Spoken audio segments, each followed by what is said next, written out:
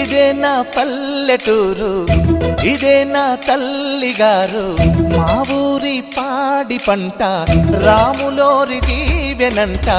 తల్లి గోదావరి నీళ్ళు కడిగే సీతమ్మ పాదాలు, ఊరంతా హాయ్ హాయ్ హాయ్, మనసంతా హాయ్ హాయ్ హాయ్.